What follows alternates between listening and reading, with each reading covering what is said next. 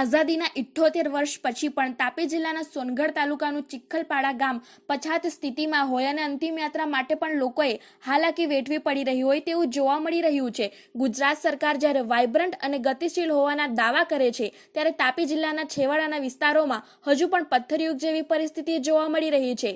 સોનગઢ તાલુકાના ઘુટવેલ ગ્રામ પંચાયત હેઠળ આવતું ચિખલપાડા ગામ આજે વિકાસની પરિભાષા શોધવા ફાફા મારી રહ્યું છે। અહીંના લોકોની સ્થિતિ એવી છે કે જીવતા લોકોએ તો દુઃખ ભોગવવું જ પડે છે, પણ મર્યા પછી પણ સ્મશાન સુધી પહોંચવા માટે પણ સંઘર્ષ કરવો પડી રહ્યો છે। તાજેતરમાં સોશિયલ મીડિયા પર વાયરલ થયેલા એક વિડીયોએ વહીવટી તંત્રની પોલ ખોલી નાખી છે। ચોમાસા દરમિયાન સોનગઢ તાલુકાના ચિખલપાડા ગામમાં કોઈનું અવસાન થાય ત્યારે આખું ગામ ચિંતામાં મુકાઈ જાય છે। કારણ એ નથી કે કોઈ સ્વજન ગુમાવ્યું છે, પણ કારણ એ છે કે મૃતદેહને સ્મશાન સુધી પહોંચાડવો કેવી રીતે। ઢીચણસમા કાદવ અને પથરાળ રસ્તા ઉપરથી જ્યારે ડાઘો મૃતદેહ લઈને નીકળે છે ત્યારે ડગલે ને પગલે લપસી જવાનો ભય રહે છે। વિડીયોમાં સ્પષ્ટ જોવા મળે છે કે જ્યાં અત્યાધુનિક મશીનો પણ પહોંચી શકતી નથી ત્યાં ગ્રામજનો ભારે જોખમે પોતાના સ્નેહીજનની અંતિમ વિધિ કરવા માટે મજબૂર બને છે। ચૂંટણી સમયે નેતાઓના કાફલા ગામમાં ઉતરી પડે છે, હાથ જોડીને સુખ સુવિધાઓના વાયદા કરવામાં આવે છે, પરંતુ ચૂંટણી પૂરી થતાં જ આ નેતાઓ ક્યાં ગાયબ થઈ જાય છે તે કોઈને ખબર નથી, એવું ગ્રામજનોએ જણાવ્યું હતું। ગામના નકશામાં કદાચ રસ્તાઓ બની ગયા હશે, પણ વાસ્તવિકતામાં ત્યાં માત્ર કાદવનું સામ્રાજ્ય છે। નળ સે જલ યોજના હેઠળ નળ તો નખાયા છે, પણ તેમાં પાણીના ટીપા માટે લોકો તરસે છે। સ્થાનિકોનો મોટો આક્ષેપ છે કે ગામના સરપંચના ઘર સુધી પાકો રસ્તો બન્યો છે અને તેમના ઘર સુધી રસ્તો પહોંચી ગયો છે, તો પછી બાકીના ગામના લોકો સાથે આવો અન્યાય કેમ? ત્યારે સમગ્ર મામલે સ્થાનિકોએ ચોંકાવનારા આક્ષેપ કરતા શું કહ્યું તે જોઈએ। તમારું નામ? રૂબીના। તમે ક્યાંના વતની છો? ચિખલપાડા। ચિખલપાડા ગામ કયા તાલુકામાં આવે? તાલુકો સોનગઢ, જિલ્લો તાપી। જી, હવે સોનગઢ તાલુકાનું છેવાડાનું ગામ કહી શકાય, કેમ કે અહીંથી ડાંગની બોર્ડર પણ ચાલુ થાય છે, બરાબર। હવે સરકાર એક તરફ એવી વાત કરે છે કે જે વિકાસ છે, વિકાસ છેવાડાના ગામો સુધી પહોંચાડવાની વાત કરે છે, તો તમારા ગામ સુધી પહોંચ્યો છે ખરો વિકાસ? ના ના, એવું લાગતું જ નહીં કે વિકાસ થયો બી છે। એવું? હા। તમે અત્યાર સુધી ચૂંટણીમાં મત કેટલી વાર આપ્યો છે? 2 વાર। 2 વાર। 2 વાર મત આપ્યા પછી જે ચૂંટાયેલા પ્રતિનિધિઓ છે, એ સરપંચ હોય કે તાલુકા કક્ષાના હોય કે જિલ્લા કક્ષાના હોય, એ લોકોએ કોઈક સંતોષકારક કામગીરી કરી છે કે તમને એવું લાગે કે તમે મત આપ્યો એ કોઈક જગ્યાએ વેડફાયો નથી? ના ના, થોડું બી કામ નહીં કરવામાં આવ્યું। છેલ્લા 5 વર્ષમાં કોઈક એવું કામ જેને એવું છે તમારે કે જે ગામની અંદર વિકાસની પરિભાષા બદલી શકતું હોય? ના ના ના। જી, હાલ ગામની અંદર કયા કયા પ્રકારની સમસ્યાઓ છે? એક તો રસ્તાઓ બહુ ખરાબ છે, એના સિવાય બીજું એક બી કામ નહીં કરવામાં આવ્યું છેલ્લા 5 વર્ષોથી। રોજગાર બી આપવામાં આવે છે ગામડાવાળાઓને, પણ એ રોજગાર બી નહીં આપવામાં આવ્યો। રોજગાર એટલે કે મનરેગા યોજનાની અંદર જે કામગીરી 90 દિવસની આપવામાં આવે છે લોકોને, કે સ્થાનિક લોકોને પોતાના સ્થાન ઉપર જ કામગીરી મળી રહે, એ ખેતરોની અંદર કામગીરી હોય કે ગ્રાઉન્ડ બનાવવાની કામગીરી, અલગ અલગ પ્રકારની કામગીરી હોતી હોય છે। એના માટે પણ રોજગાર મનરેગા યોજનાના જોબ કાર્ડ ધારકો ગામમાં તો છે, પણ એમને કામ નથી મળતું? ના ના ના।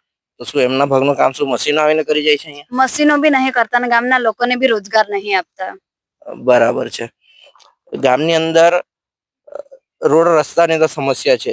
અમે તમારો એક વિડીયો જોયો હતો, એ વિડીયોની અંદર સપ્ટેમ્બર મહિનાનો આઈ થિંક વિડીયો છે, એની અંદર જ્યારે કોઈક વ્યક્તિનું મૃત્યુ થાય છે ચોમાસા દરમિયાન, ત્યારે એની અંતિમ વિધિ કરવા માટે એને સ્મશાન સુધી પહોંચાડવા માટે ઘણી એવી હાલાકી પડતી હોય છે, ત્યારે એ હાલાકી કયા કયા પ્રકારની હતી? એ બહુ કાદવ કીચડ વાળો રસ્તો હતો, જેમાંથી ના માણસો જઈ શકે એવું બી નહોતું કે પછી કોઈક વાહન લઈ જઈ શકાય એવું બી નહોતું। જેસીબી લઈ ગયા હતા, એ જેસીબી બી ફસાઈ ગઈ હતી, તો જેસીબી ને કાઢવા માટે બીજું શું લાવવાનું હોય પછી? એટલે એક જેસીબી એટલો દયનીય રસ્તો છે કે કહેવામાં આવે કે જેસીબી એક પાવરફુલ મશીન છે, પણ એ પાવરફુલ મશીન જયારે ફસાઈ જતું હોય અને એને કાઢવા માટે બી છે ને, આ વિડીયોની અંદર એક ઉલ્લેખ થયો કે બીજો જેસીબી મંગાવવામાં આવે છે, ત્યારે એ રસ્તો મશીનો માટે તો યોગ્ય જ નથી, તો મનુષ્ય માટે કઈ રીતે યોગ્ય હશે? અને આ સમગ્ર વાતની અંદર એક વસ્તુ એવું છે કે ગામડા સુધી વિકાસ પહોંચતો નથી, અને એક તરફ તો એ પણ કહી શકે કે માણસના મૃત્યુ થયા બાદ પણ, મર્યા પછી પણ અહીં પોતાના જે ડેડ બોડી હોય કે કંઈ પણ પોતાનું શવ હોય એને અંતિમ વિધિ સુધી પહોંચાડવા માટે પરિવારજનોએ એના માટે ક્યાંક ને ક્યાંક ઘણું એવું કષ્ટ ભોગવવું પડતું હોય તેવું જાણવા મળી રહ્યું છે। બેન, તમે અગાઉ ગામ વતી કે ગામ લોકો સાથે મળીને કોઈ જગ્યાએ રજૂઆતો કરી છે? હા, ઘણી રજૂઆતો કરી છે, પણ કઈ કામ કરવામાં નહીં આવતું। એ ટાઈમે કહેવામાં આવે કે હા થઈ જશે થઈ જશે, પણ જ્યારે જોવાનું હોય કે કઈ બી રસ્તા વગેરે 1 વર્ષ પછી બી કઈ કામ થતું નહીં. બીજું એક કે અત્યારે ફરી ચૂંટણી આવે છે તાલુકા પંચાયતની અને જિલ્લા પંચાયતની. તો જ્યારે ભૂતકાળની અંદર જ્યારે ચૂંટણીઓ આવી હતી ત્યારે જે નેતાઓ છે એ અહીં આવે છે ખરા? હા આવે છે, પણ એવું એ લોકોનું કહેવાનું એવું છે કે આ ગામવાળા અમને મત નહીં આપતા તો અમે કેમ કામ કરીએ. મત આપવો ન આપવો એ તો બધાની પર્સનલ વસ્તુ છે. તમે કોને મત આપ્યો એને એ પૂછવાનો મારો હક નથી, હું કોને મત આપું એ તમારો હક નથી પૂછવાનો. એ જ રીતે કોઈ પણ ચૂંટાયેલો પ્રતિનિધિ હોય એનો પણ હક નથી કે તમે મત કોને આપ્યો. તમે ભારત દેશના નાગરિક છો, દેશના વતની છો, અને એક રાજ્ય જે કહી શકાય આપણું ગુજરાત રાજ્યની અંદર આપણે મહેસૂલ ભરીએ છીએ, કરવેરો તો ભરો છો, એટલે સીધું સાબિત થાય કે આપણે ટેક્સ ભરીએ જ છીએ. બરાબર, અહીં રહેવાનું પણ આપણે ટેક્સ ભરીએ છીએ, તો આપણે વિકાસના હકદાર તો છીએ જ. બરાબર, તો આ લોકો જે વિકાસ જયારે ચૂંટણી વાળા આવે છે ત્યારે વિકાસની પ્લોગનો આપે છે, તમે વાયદાઓ કરે છે. અમે રસ્તા બનાવીશું, સ્કૂલો સારી બનાવીશું, કે પછી બધાને રોજગાર આપીશું, એવું બધું કે છે, પણ ચૂંટણી થઈ ગયા પછી કઈ કામ નહીં કરતા. તમે ભૂત જોયું છે? ભૂત ના નથી જોયું. ના. તો આ લોકો હું ભૂતની જેમ ગાયબ થઈ જાય ખરા? હા, એ ખાલી ચૂંટણીના ટાઈમે એ લોકો આવે છે, એ લોકો એ જ ટાઈમે દેખાય, એના પછી કોઈ દેખાતું નહીં. હવે આપણે જોઈએ તો ડિજિટલ યુગ અત્યારે હાલ ચાલુ છે, અત્યારે આધુનિક યુગ કહી શકાય. આ યુગની અંદર જ્યારે કહેવામાં આવે છે કે આપણે ચંદ્ર સુધી પહોંચીશું, પણ અહીંનો જે વિકાસ છે એ તાપી જિલ્લાના વ્યારાથી અહીંથી માત્ર 40-45 કિલોમીટરનું અંતર છે. ત્યાંથી આ છેવાડાના ગામ સુધી સુદ્ધા પહોંચતો ના હોય તેવું દેખાઈ રહ્યું છે. બીજી વાત કે અહીંથી જે તાપી જિલ્લાઓ મુખ્ય મથક વ્યારા, જ્યાં પાનવાડીની અંદર સેવા સદન છે, ત્યાંથી આખા જિલ્લાનો ઘડતરનો નકશો તૈયાર કરવામાં આવે છે, વિકાસનો નકશો તૈયાર કરવામાં આવે છે. ત્યારે આ ગામો બાકાત કેમ રહે છે તે હાલ સુધી સમજાતું નથી. ત્યારે મુખ્યમંત્રી સાહેબ, પ્રધાનમંત્રી સાહેબ કહે છે કે અમે ગામડાના છેવાડાના વ્યક્તિ સુધી વિકાસ પહોંચાડીશું, પણ એ વિકાસ ક્યાંક ને ક્યાંક રસ્તે ગાંડો થઈને પોતાનો રસ્તો ભૂલી જતો હોય તેવું લાગે છે. ત્યારે આગળના દિવસોમાં જોઈએ કે આ ગામની સમસ્યાઓ માટે કોઈક અહીં આવે છે કે પછી માત્ર ચૂંટણીના સમયે મત લેવા માટે લોકો અહીં પહોંચે છે. મંત્રીઓ હોઈ શકે કે તંત્રીઓ હોઈ શકે છે, તે પણ આવનારા સમયમાં જોવું રહ્યું. તમારું નામ? મારું નામ વિજયભાઈ છનાભાઈ ગામિત.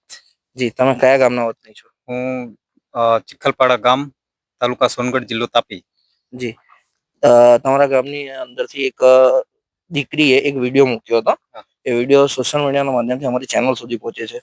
તમે એ વિડીયોની ખરેખર શું પરિસ્થિતિ છે એ જોવા આવ્યો તો એ વિડીયો સપ્ટેમ્બર મહિનાનો હોય છે, અને ચોમાસા દરમિયાન એક વ્યક્તિનું મૃત્યુ થાય છે અને એને સ્મશાન સુધી પહોંચાડવામાં ખૂબ ઘણી એવી તકલીફોનો સામનો કરીને લોકો એને સ્મશાન સુધી પહોંચાડે છે અને અંતિમ વિધિ કરવા માટે. તો એ ખરેખર કેટલું વાસ્તવિકતા અને સત્ય છે? વાસ્તવિકતા એટલે સાહેબ એવું કે હવે જો ચોમાસા દરમિયાન જે પણ કંઈક માણસનું મૃત્યુ થાય તે વખતે એને દફનવિધિ કરવા માટે અમારે પેલું ખાડો ખોદવા માટે જવું પડે. હવે ત્યાં જઈને એમ જોવાનું તો ખાડો ખોદવા જવા માટે પણ અમને જગ્યા નહીં. ત્યાં આટલું બધું કીચડ કે બધું આમ તેમ હોય તો જવાતું જ નહીં એમ લઈને. હવે જ્યાં મશીન લઈને જવાનું હોય, જેસીબી મશીન, તો એ જેસીબી મશીન ત્યાં જતું જ નહીં. બરાબર, જતું જ નહીં. હવે ત્યાં કંઈક રસ્તો હોય કે પછી પેલું શું કહેવાય સ્મશાન ઘર એ બનાવેલું હોય તો પછી ત્યાં થોડુંક ચોમાસા દરમિયાન કોઈ લોકો ત્યાં બેસે, પછી એની સગવડ વ્યવસ્થિત હોય તો વ્યવસ્થિત થાય બધું એમ. એટલે માણસને જીવતા જીવતા શાંતિ નથી મળતી, મર્યા પછી પણ શાંતિ નથી એમ. બરાબર. બીજી એક વસ્તુ કે સરકારો મોટી મોટી જાહેરાત કરે છે કે અમે રાજ્ય કક્ષાએથી ગામડાના છેલ્લામાં છેલ્લા છેવાડે રહેતા માનવી સુધી સુવિધાઓ પહોંચાડીશું, વિકાસ પહોંચાડીશું. પૂછ્યો છે વિકાસ આપણે? ના સર, કશું નહીં પહોંચ્યો. આ રસ્તો જુઓ તમે, આ રસ્તાની જ હાલત કઈ છે એમ. ઘણા લગભગ 2014 થી આ રસ્તાની હાલત એવી જ છે. ત્યાં કશું નહીં એમ. ચોમાસાની સિઝનમાં માણસ જઈ જ ન શકે, કેમ કે અમારી પાસે નાની બાઇક છે, એ ઘરે જવા માટે ચોમાસામાં સાઈડ પર મૂકીને ઘરે જવું પડે. જી, હવે રસ્તાની સમસ્યા તો છે જ, બરાબર છે, અને ખૂબ મોટી સમસ્યા કહી શકાય કે માણસ પોતાના ઘર સુધી પોતાનું કિંમતી વાહન સુદ્ધા લઈ જઈ શકતું નથી. એટલે એ સમસ્યા તો ગંભીર જ છે. બીજું, નલ સે જલ જેવી મોટી મોટી યોજનાઓ આવી હતી, ઘર સુધી પાણી પહોંચ્યું ખરું? ના સર, કશું નહીં. એ નળ જે બનાવી મૂક્યા એ છે, એમાં પાણીનું એક ટીપું પણ નીચે પડ્યું નહીં. નળ ક્યારે મૂક્યા હતા? એ પણ 2016-17 ની અંદર 16-17 ત્યાર પછી એટલે કશું નહીં. આજથી 8-10 વર્ષ થઈ આ ગયા. પહેલા તો 8-10 વર્ષ પહેલા નળ આવ્યા હતા, એમાં પાણી તો આવ્યું જ હશે ને? પાણી આવ્યું જ નથી સર. જે પેલી ટાંકી બની અને નળ બન્યા હા. એમાં પછી હવે પાણી આવ્યું નહીં. એ સરકારની ભૂલ કે પછી પંચાયત ના સત્તાની કે પછી સરપંચોની. હવે કોણ પૈસા ખાઈ ગયું, શું થયું એ આપણને નહીં ખબર. લાખો રૂપિયાના ખર્ચે ટાંકી બનાવી, લાખો રૂપિયાના ખર્ચે પાઇપલાઇન કરીને ઘર સુધી નળ પહોંચાડ્યા. હા. બરાબર છે. તો કોઈક વખત પાણી આવ્યું નથી તમારા કહેવા અનુસાર, હા, તો પછી એ નળનો તમે કરો શું છો? એ કશું નહીં. હવે ત્યાં એમ જ તૂટી ગયા છે ને બસ. નળનું અસ્તિત્વ છે ખરું અત્યારે? છે, થોડુંક છે. પેલું છે. થોડુંક આખો પાઇપ ઉભો છે, એના હા. સિવાય બીજું કશું નહીં. નળ પણ નથી ત્યાં. બરાબર છે. હા. એટલે નળની પાઇપલાઇન છે, પણ ત્યાં નળનું અસ્તિત્વ પણ છે, પણ ત્યાં પાણી જ પાણી નથી. નથી. બરાબર ને? હા. બીજું કે અત્યારે તો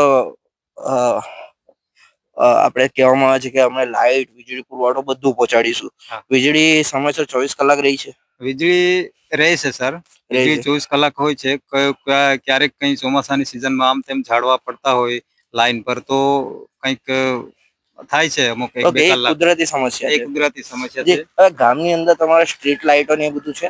ના, સ્ટ્રીટ લાઇટો 2013 પછી નથી. હતી, બાકી એ બધી ચોરાઈ ગઈ.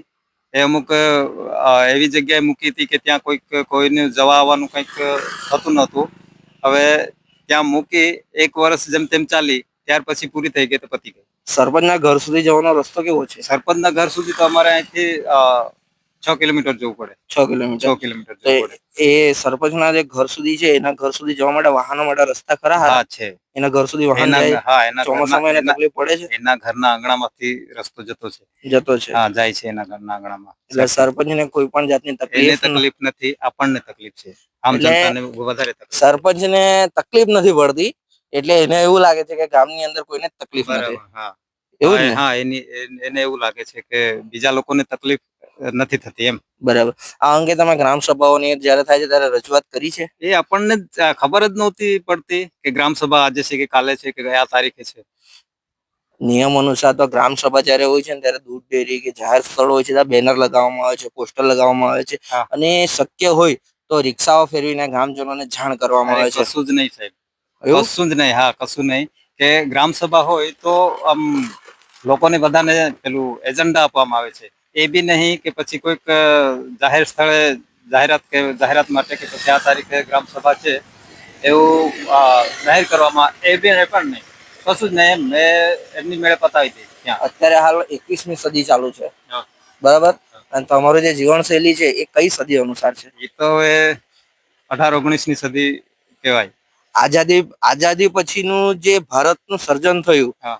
કે અત્યારે આધુનિક યુગમાં કહેવાય છે, એટલે આધુનિક યુગની અંદર તમે જે રહેણી કરણી અને જે વિસ્તારની અંદર રહો છો ત્યાં વિકાસ જે રીતે પહોંચ્યો કે ના પહોંચ્યો, એના અનુસાર શું કહેશો? એ વિકાસ તો આટલો બધો અમારે અહીં પહોંચ્યો નથી. જે શહેરી વિસ્તાર ને આજુબાજુ જે કઈ થાય છે વિકાસ, એ છેલ્લા ગામડાઓ સુધી આવતો નથી. જી, એટલે સરકાર ઉપરથી કહે છે કે અમે છેવાડાના માનવી સુધી વિકાસ પહોંચાડીશું, પણ જયારે વિકાસનો રસ્તો સફર ચાલુ થાય છે વિકાસનો ગામડા સુધી પહોંચવામાં, ત્યારે એ વચ્ચે આવીને પેલું કહે છે વિકાસ ગાંડો થયો, એટલે ગાંડો થઈને શું રસ્તો ભૂલી જાય છે? રસ્તો ભૂલી જાય છે. એ અહીં સુધી આવતો નથી. અને એ રસ્તો ભૂલ્યા પછી સત્તાધીશોને કે કોઈકના ખિસ્સામાં જઈને બેસે છે. એ તો હવે આપણને નહીં ખબર પડે. બરાબર. હા. હવે તમારી માંગણી શું છે? હવે અમારી માંગણી એવી છે કે આ ગામના રસ્તાઓ કે પછી જે કંઈ આ પાણીની સુવિધા છે એ વ્યવસ્થિત થાય તો અમને પણ થોડુંક શાંતિ થાય ગામ લોકોને. જી.